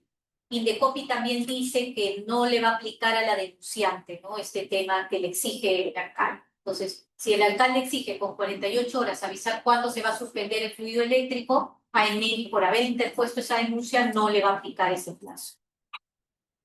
Bueno, esta es un poco la doble instancia que les decía que debe existir en todo organismo administrativo que impone sanciones. Siempre lo ve en primera instancia la Comisión de Libre Competencia, o en el caso de barreras burocráticas hay una comisión especial que ve barreras burocráticas, y si es que el alcalde no está de acuerdo, podría ir a impugnar a una segunda instancia, que es la sala especializada en defensa. O sea, siempre hay posibilidad de poder apelar. Este es un poco... Este es un... chat. Es algo bien. 601. ¿No queda? Sí. No sabía dónde eres. El equipo. Sí, sí. Te lo sabes. Se está sentado. Es el que dices. No, creo que al inicio que estaba pagando Ya, este es el organigrama de Indecopi, tiene su consejo directivo, que varios ministerios forman, al igual que Proinversión, varios ministerios designan representantes ante el consejo directivo. Hay un presidente ejecutivo de Indecopi, abajo de él hay un gerente general, y estas son las comisiones que existen, ¿no? Existe la Comisión de Eliminación de Barreras Burocráticas, que ve este tema, la Comisión de Defensa de Libre Competencia, la Comisión de Competencia Desleal, hay una Comisión de Dumping y Subsidios que se encarga por Indecopi. Aparte de este tema, ve otras cosas, ¿no? Ve protección al consumidor y ve también todo el tema de registro de propiedad intelectual, inventos, patentes, todo eso lo ves en Indecopi. Marcas, cuando tú quieres registrar tu marca tienes que ir a Indecopi, pero eso ya está en otro lado, en todas estas oficinas de este lado. Estas son las oficinas que ven competencia y barreras burocráticas, y estas son las oficinas que es la comisión. Por ejemplo, Indecopi también ve quiebra de empresas, la reestructuración de empresas, reestructuración de Alianza Lima y Indecopi, reestructuración de la U y Indecopi. Entonces eso se ve en la comisión de procedimientos concursales. hay una dirección de signos distintivos, ahí registras tu marca, hay una dirección de nuevas tecnologías y hay una dirección de derechos de autor. Cuando escribes un libro, poema o algo, si quieres registrarlo, lo registras acá, en la Oficina de Derechos de Autor. En la primera parte que dijo, ahí se coordina vínculo personal. Claro, hay muchos casos, por ejemplo, en dumping y subsidios, todas estas oficinas tienen articulación con SUNAT, con las oficinas que les tienen que dar la info, ¿no? El MEF, Ministerio de Economía y Finanzas. Porque el caso, por ejemplo, de la O es un caso de... Claro, esos son casos. Pero esto lo veo originariamente cuando una empresa va a estar en quiebra, por ejemplo, si Petroperú quisieran declararlo en quiebra, como ahorita vamos a ver que ya está excediendo su patrimonio, cualquier acreedor podría irse a esta comisión de procedimientos concursales y pedir la quiebra de Petroperú, porque Petroperú ahorita ya está en quiebra técnica, en quiebra en números. Lo que pasa es que ningún acreedor, ¿por qué creen que no va? Porque el acreedor ha comprado bonos en el mercado y cree que Petroperú le va a pagar su deuda, entonces no va a declarar la quebrada. Por eso que Petroperú y los señores que están ahí están contentos, se van a Perú, los he visto con su stand. O sea, compran quebrada, están gastando en el stand, en la entrada de todos sus gerentes, se han ido a sacar la foto. No sé cuánto estaría la entrada al Fermín, no medio caro, creo que eso. Sí. Ya, cada gerente ha ido a pagar a una empresa quebrada que no paga a sus proveedores, dice que hace 60 días, no paga a sus proveedores. Por eso que ahorita van a hacer un segundo rescate, tercero, cuarto, ya no sé por qué. Pero tú no ves, claro. Solamente si te metes voluntario. Pero sí que está tampoco. O te metes en la noche. Ah, pues. Claro, pero el acceso a todas las. Pero la empresa lo paga. Claro, la empresa te paga. Ah, no. Claro, pero cuesta caro. Pero yo no puedo. O sea, su empresa, Claro. Pero ojalá se puedan ver algunas exposiciones. Porque no sé si hasta acá tienen alguna pregunta. Voy a cargar algunas resoluciones. Lo que pasa es que, por ejemplo, en el Drive, porque la de Luz del Sur es recontra pesada. Tiene un montón de megas, porque es una super resolución que hice. Pero voy a cargar algunas de barreras burocráticas para que ustedes puedan ver. Y la ley esta, que es la ley que reguló el tema de la ley 38. No sé si hasta acá hay alguna pregunta, duda, Dario, porque vamos a entrar ya algo. Ayer vimos SOEFA. Sí, ayer vimos SOEFA, que es el fiscalizador, proinversión, SENACE, YAVI. Vimos, hemos visto Indecopi, que es el que monitorea y supervisa varios sectores, incluyendo el nuestro, más la compra de empresas, el sector eléctrico. Hemos visto eso, y ahora vamos a entrar a ver FONAFE, que es el dueño de todas las empresas públicas, a excepción de unas que vamos a ver, entre ellas Petroperú. FONAFE no es dueño. Entonces, recién en el mes de febrero de este año ha salido un nuevo decreto legislativo. Ya saben ustedes, legislación delegada. O sea, hay una ley autoritativa que autorizó al Ejecutivo a regular ciertas cosas mediante decretos legislativos por un tiempo determinado. Y en febrero de este año le autorizó, creo que fue enero y febrero, le autorizó que saque ciertos decretos legislativos. Valgan verdades, ustedes me dirán por qué este año se le ocurre al MEF sacar un decreto de esto, ¿no? Valgan verdades, cuando estaba un anterior ministro, ahorita ya es salido, ya todo se está preparando para irse de aquí. Creo que el MEF algo quería hacer con Petroperú, o sea, quería solucionar el problema que tenía Petroperú. Entonces decidió sacar un nuevo decreto legislativo que regule la actividad empresarial del Estado, porque la actividad empresarial del Estado estaba regulada con otro decreto anterior desde el año 2010, 2008, que yo estuve en FONAFE. Cuando yo estuve en FONAFE, hicimos una ley de la actividad empresarial del Estado que también se sacó vía decreto. Esa ya se la bajaron, está derogada y hoy día está vigente esta ley, este decreto 1693 de febrero de este año. ¿Por qué se sacó? No porque se quisiera modernizar la actividad, porque más o menos venían funcionando las empresas. Las empresas funcionan más o menos, pero tienen problemas de capital, no tienen inversión para hacer las grandes obras para extender la red. Entonces es por eso que el FOES tiene que administrar hoy día el plan de transmisión y le encarga a Proinversión varias obras que tenían que hacer las distribuidoras públicas que están a nivel nacional. Porque Luz del Sur, Electrodunas y Plus, ellos hacen sus obras, tienen su plata, tienen sus fondos de inversión, su accionista tiene plata y va extendiendo la red a medida donde está la demanda. Pero las públicas estatales no tienen mucho recursos, el Estado no les da recursos.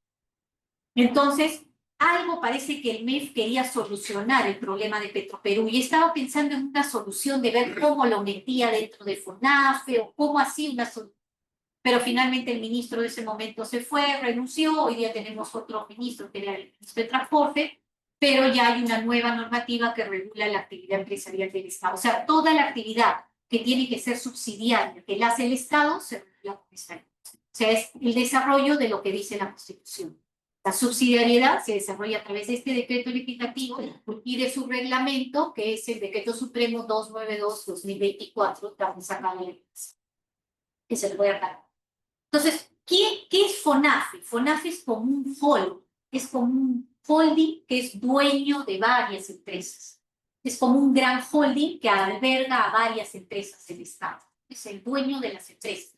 Entonces, cuando algún día ustedes trabajen o practiquen en una empresa pública, traten de ver si pueden practicar, que es bien interesante. Es otra cosa cómo funciona la pública que cómo funciona el holding, las privadas. Uno le da impotencia de ver a veces las cosas que ve, pero es otra manera de ejercer la actividad subsidiaria del Estado. Entonces, cuando ustedes vean quién es el titular de las acciones, ustedes pueden ir a ver las acciones de quién es el dueño de esa empresa pública y van a ver qué dice acciones emitidas a nombre de FONAFE. FONAFE es el gran dueño de todas esas empresas, es el dueño societariamente hablado. Así como acá aparece Fondo de Inversión EQT o Actis, que es el dueño, él es el dueño del libro de matrícula de acciones. En los libros que manejan esta empresa, FONAFE es el dueño de él. Ahorita vamos a ver combinado con privados, a veces solo, a veces combinado, pero él es el dueño.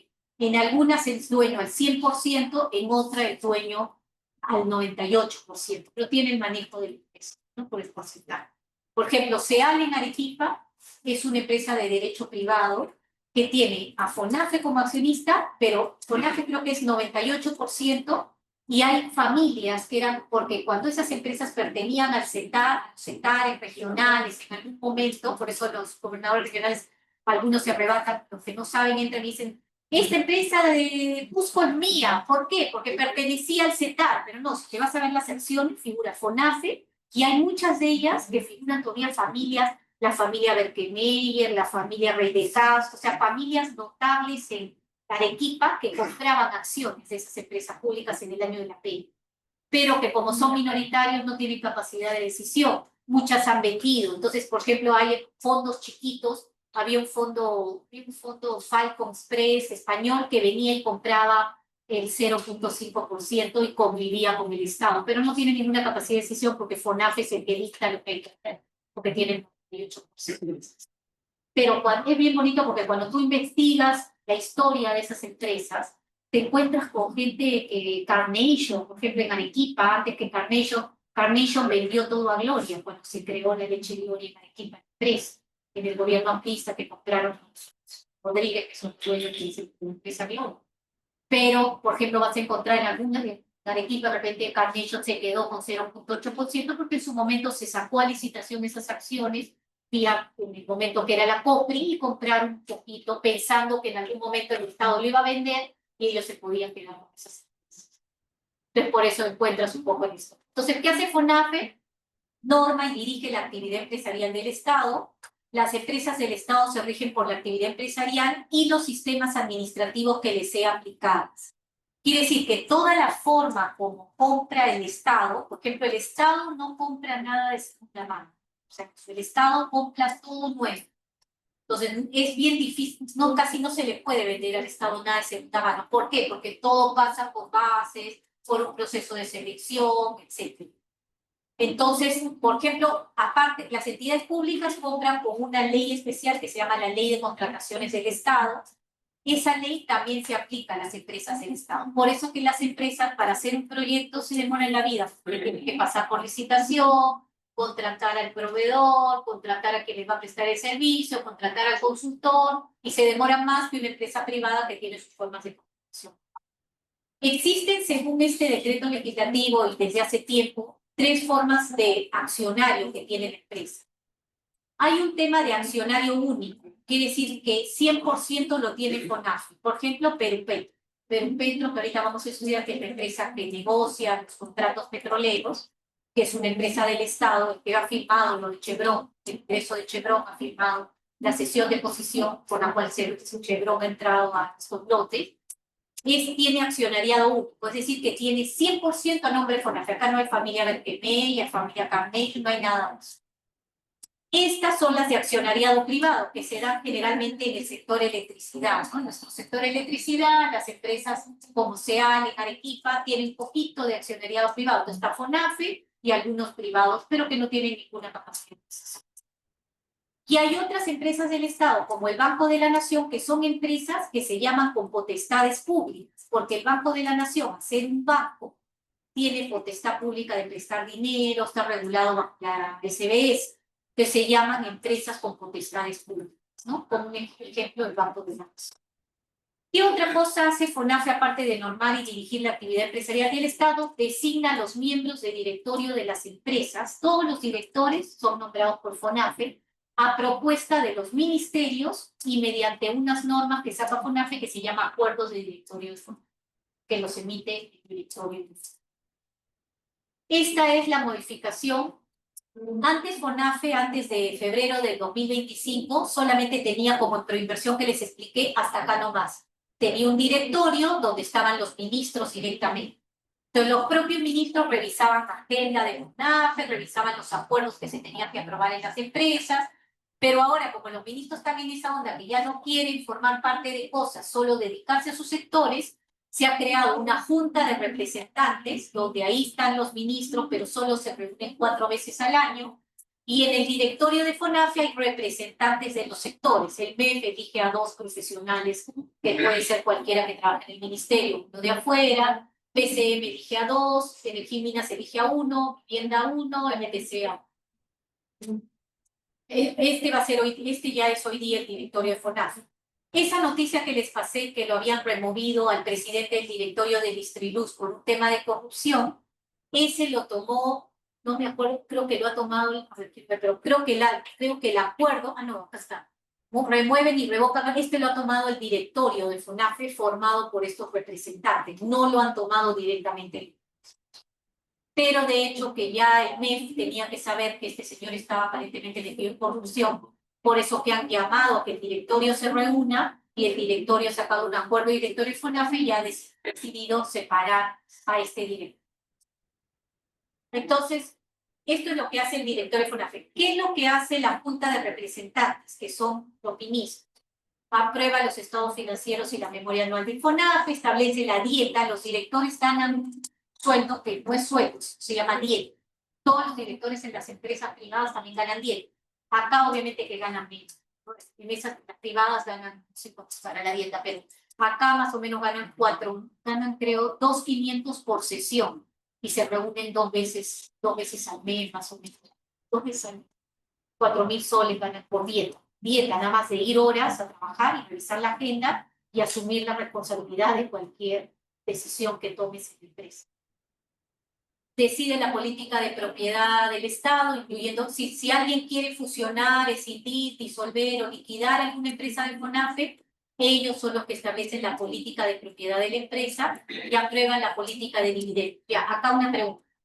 Si es que alguna empresa del FONAFE, que hoy día todavía no tiene nombre, quisiera comprar otra empresa o fusionarse y caen los umbrales que hemos visto de Indecopi, ¿tendría que ir Indecopi? ¿Qué creen? ¿Qué? O sea, decidiría. Sí, debería. O sea, primero tendría que tener un acuerdo de directorio de FONAFE por el cual se autoriza venderla, adquirirla o fusionarla, y luego tendría que ir Indecopi para, si es que caen los umbrales, para que Indecopi haga el control, si es que esa empresa va a adquirir algún activo de generación, no tenga de generación, no haya la concentración. Sí pasaría por un Para que haya un orden. Para que haya un orden. Al igual que le exiges al privado, porque te acuerdan que no decíamos, Sí. la actividad empresarial pública y privada se sujeta a los mismos fines o a las mismas permisos, ¿no? Impedimentos. Entonces, este es FONAFE. ¿Cuántas empresas tiene FONAFE? FONAFE es dueño de 35 empresas, o sea, grande. O sea, por eso si pueden también vayan a practicar a FONAFE, a trabajar a FONAFE, porque ahí es tranqui, de verdad que es tranqui y aprenden. Yo solo aguanté 4 años, ya después me aburrí. No había acción. No había acción. No había acción. No había un piso. Claro, y no había así cosas interesantes, que ya me salía, me fui, porque ya era aburrido y hasta ahorita se han quedado todos los que trabajaban conmigo, parecen muertos en vida. ¿No? Entonces, y entonces mire, la mayor cartera de empresas las tiene nuestro sector electricidad. Tiene a Dinelsa. ¿Ustedes conocen a Dinelsa? Sí, sí. Es una. Bueno, yo hice mi proyecto de estadística de Dinelsa. Ay, Una red de entonces sí sabes. ¿Quién es Dinelsa? Una empresa que creo que distribuye energías. Es una empresa que recibe todos los activos de electrificación. Todo lo que ejecuta el Ministerio de Rural se lo tiran a Dinelsa, salvo en defecto de las distribuidoras que no quieren. O sea, le tiran si lo hacen en la selva, le pasan a Ucayali. Si Ucayali levanta la mano y dice, yo no quiero, no voy a poder, no tengo plata, ya no puedo administrar este sistema, pasa a Dinelsa. Pero a Dinelsa estaba rojo, una empresa interna. Vino una gerente general y un directorio que le puso los números. Pero, o sea, siempre va a ser rojo. Pero no sé qué han hecho, no sé qué jugar, o sea, han hecho un trabajo ahí de tratar de hacer equilibrar activos con pasivos y hoy día Dinelsa tiene azul, tiene números en azul, pero hay que ver qué han hecho, entonces, hay que ver qué han hecho, pero ellos, lo que pasa es que hay ciertos sistemas que ellos, o sea, aparte de recibir la infraestructura del ministerio, hay sistemas que ellos mismos han construido y ellos recolectan, creo, el dinero de la tarifa y se quedan con un porcentaje. Entonces eso les ha hecho equilibrar su pérdida con sus activos.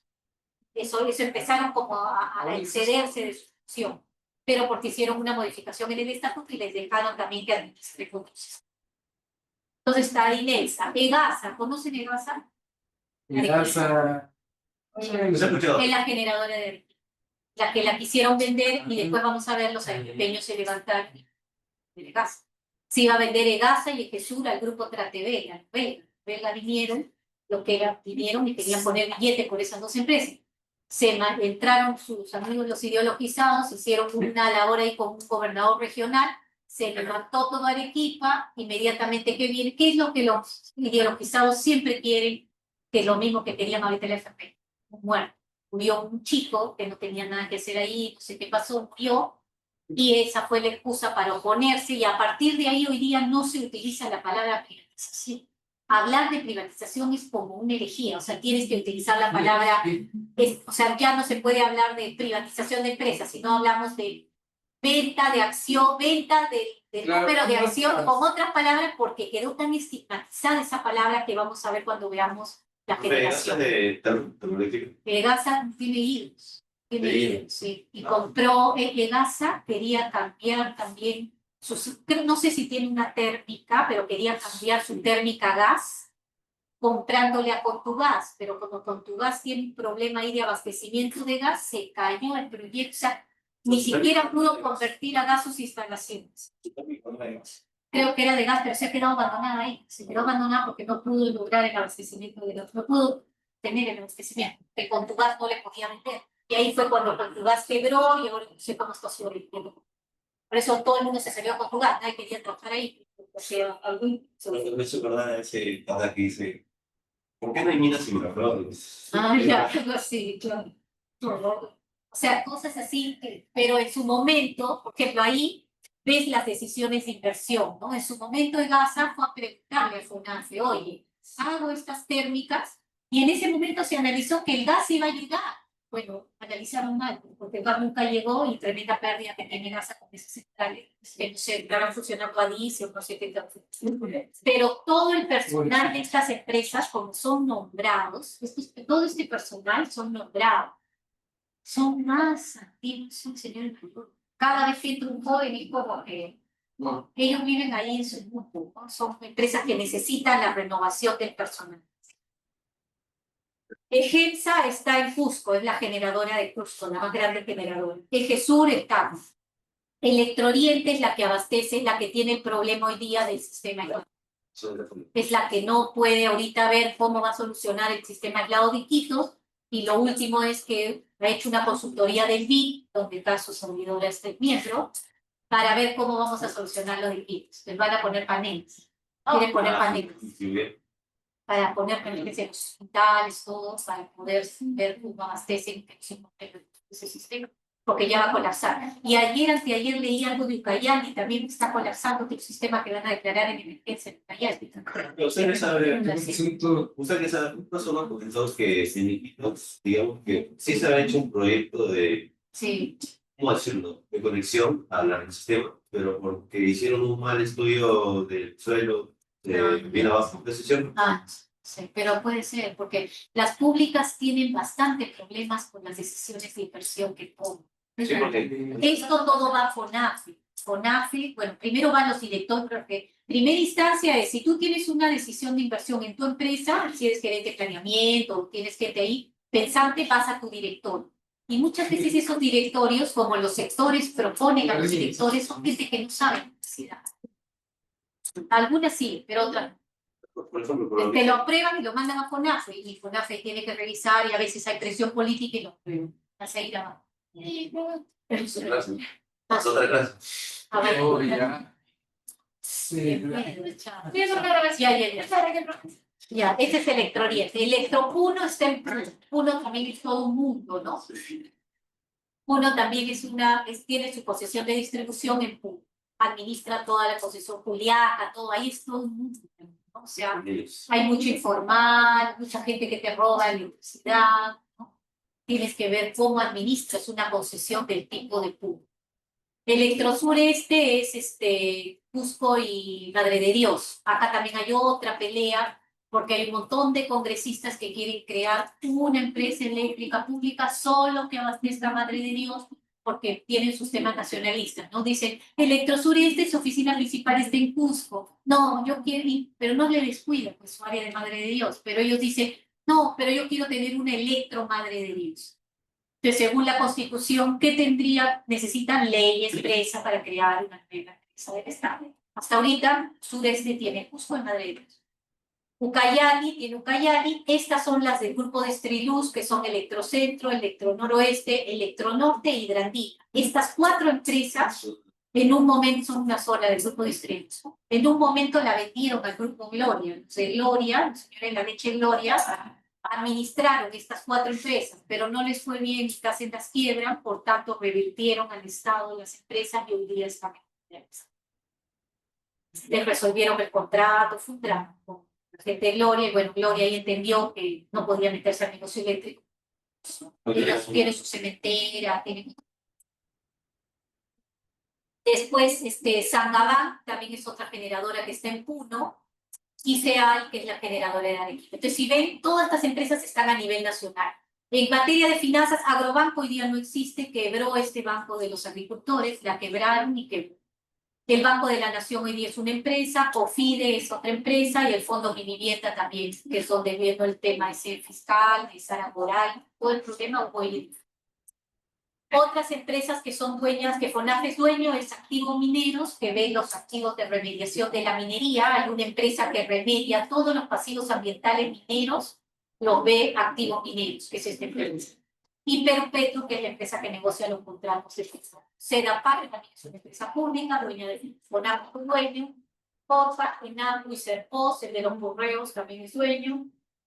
Editora Perú, la que produce el peruano, ENACO, la que compra la coca que se produce en la selva, que legalmente está producida por agricultores que no exportan la coca por efectos ilegales. Toda esa producción de coca la compra esta empresa ENACO. Los caramelitos, esos que ustedes compran, cuando no fue muchos producidos en ENACO. FAME, SEMAN, SIMA, Chiliquitos, estas son empresas del sector defensa, del ejército, del Ministerio de Defensa. FAME creo que produce pistolas, los explosivos para los militares. SEMAN SIMA es la que hace los barcos, hay barcos que se están haciendo para la Marina, se hacen las partidas con esta empresa SIMA, y hay una sucursal que se llama Simiquito, que está en Iquitos, que tiene sus astilleros que construyen los barcos para arriba. ¿Sí? Estas de acá son otras entidades que están bajo el ámbito de FONAFE, pero que no son empresas. ESALU, que ya lo conocemos, ESALU, como se vio que era un desorden todo su tema ya desde hace años, se le dijo a FONAFE, oye, échale una mirada a ESALU, pues mira el presupuesto, mira a ver qué hace. Son fotos también. no son empresas, son otras entidades adscritas a FONAFE, pero que no entran en la clasificación de las tres. Sola de las tres entran todas estas otras. Estas no, porque salud es una entidad, no es una empresa, como supervisión. Y acá es donde se quería meter a Petroperú, no como entidad, pero se le quería meter dentro de FONAFE en una primera instancia para que FONAFE lo supervise y en una segunda instancia sí iba a ver qué pasaba con las acciones. Pero ahorita vamos a ver si es que llegamos a Petroperú, vamos a ver en Petroperú que Petroperú tiene otra forma accionaria distinta a la que tienen todas estas, donde la accionista. Y estos son los departamentos donde se ubican las distintas empresas. ¿Quiénes no se encuentran bajo el ámbito de FONAFE? Las empresas de los municipios. Todas estas empresas que dan agua en los municipios, no se han visto, Sedalima, Seda Cañetes, Seal en Arequipa, no Sedapar en Arequipa, todas las empresas que sean de propiedad de los municipios, obviamente que hayan sido legalmente autorizadas, no están bajo el ámbito de FONAFE. Después las empresas o centros de producción de las universidades públicas. No sé si han visto, la UNI tiene Unipetro, ¿no? Que creo que explotaba los botes pequeños que tenían para fines de investigación. Esa empresa no estaría bajo el ámbito de FONAFE de propiedad de la UNI. Por ejemplo, las empresas que tienen cursos. Claro, pero que sean públicos. Que sean públicos. Todo es público. Esto es todo de propiedad. Y Petroperú, que no está bajo el ámbito. Petroperú está fuera. Por eso es un desastre. Entonces, esto, bueno, ya vimos quiénes son. Acá es un poco, es tan grande la corporación FONAFE que participa con el 20% de la energía producida y sí lo que tiene grande es el 63% de usuarios de electricidad. ¿Por qué? Porque tiene toda la distribución al interior del país. Toda la distribución en el interior es de las empresas públicas, administrado por las empresas. Ahora, ¿por qué se quedó esto así? Tú dices, ¿por qué Lima privatizaron Luz, privatizaron Luz del Sur y privatizaron Electrodunas? ¿Por qué se quedó en manos públicas todos los departamentos de la Sierra y Cedro? Porque la privatización se paró y Fujimori salió y no pudo vender esas empresas. Esas empresas, su destino natural es que iban a ser vendidas a los privados. Se podría ver Luz del Sur que tenga otro nombre, que estuviera en la Sierra o estuviera en la Cedro. Pero no le dio el tiempo Fujimori o a las cómplices en ese momento de vender, porque ya Fujimori se quedó como 10 años, iba a la reelección, probablemente ahí se emitía, pero después entró Toledo, ya nadie quiso privatizar. Se puede decir que la descentralización también no Claro, ahí comenta. también lo que pasa es que estas empresas no son de los gobiernos federales, son del gobierno nacional. Claro, Pero podría haber ayudado de alguna manera que si ellos asumen, los gobernadores, que las empresas están mal porque no tienen recursos para invertir en sus regiones y desarrollar los proyectos, tal vez hubieran presionado a decirle al gobierno nacional, oye, trata de ver si un privado puede entrar en la composición accionaria de la empresa para que meta billete a la empresa y le puedas dar una... Lo que pasa es que el privado nunca va a entrar a tener participación minoritaria. Es bien difícil que el privado o gobierne con FONAFE que tenga 55% y él tenga el resto. El privado siempre te va a pedir, yo quiero la mayoría de las acciones. Te va a pedir mitad más uno, o sea, 51%. ¿Por qué? Porque con ese monto él pone directores, pone que él toma las decisiones. Entonces, ahí es donde... Ahora, si ustedes quieren leer, hay bonitos casos también en la Unión Europea, hay varios casos de empresas públicas, porque en Francia... En otros países de la Unión Europea las empresas públicas son grandes, ¿no? Participan de otra forma en la actividad empresarial. Entonces, es distinto como es acá. Acá, bueno, alguna idea de cómo las empresas tienen estos indicadores EBITDA, ¿no? Están algunas más o menos, esto es uno al 2020. Bueno, es la presencia a nivel nacional y acá se ve claramente que solo Lima está privatizadas, todas las demás son están en los 23 departamentos que son todas estas de acá, que son de propiedad del Estado. Ya, quería ver un videito un ratito.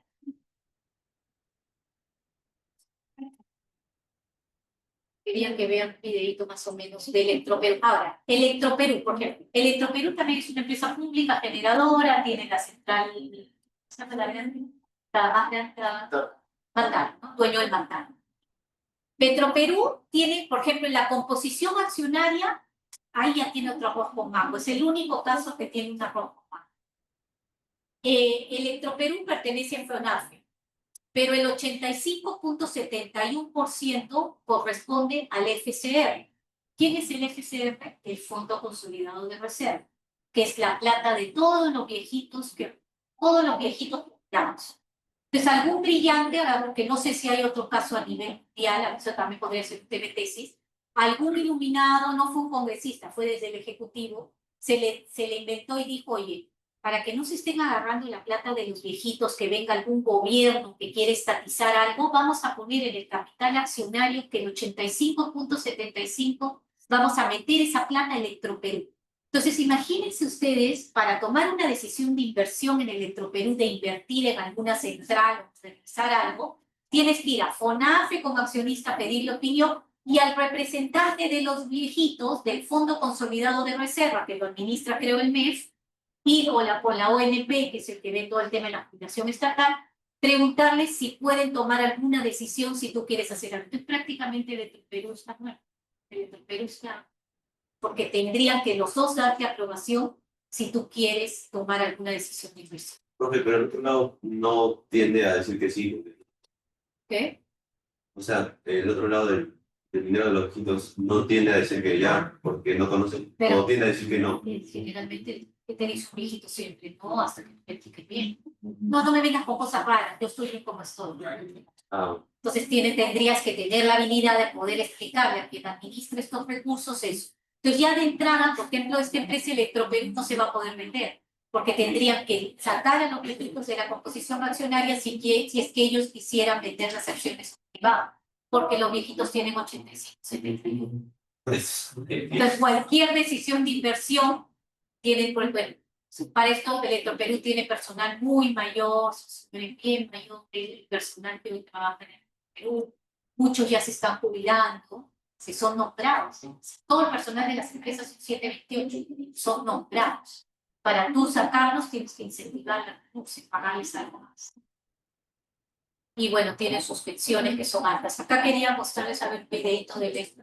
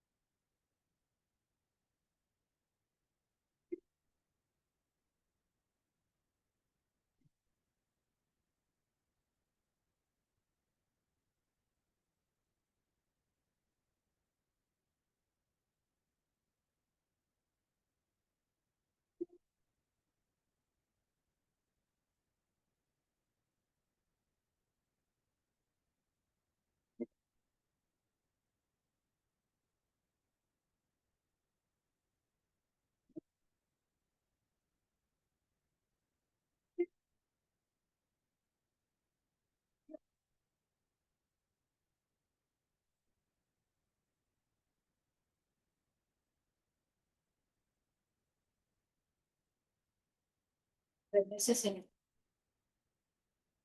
No sé en qué habrá quedado ese proyecto. Ya. Ay, no sé. No, ¿Qué ocurre? Eso. Pues veo que...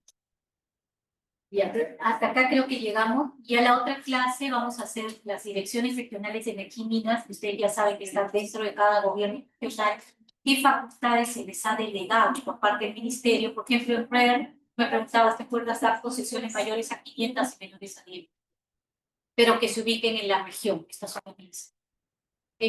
Para eso te vas de frente a pedir posesión.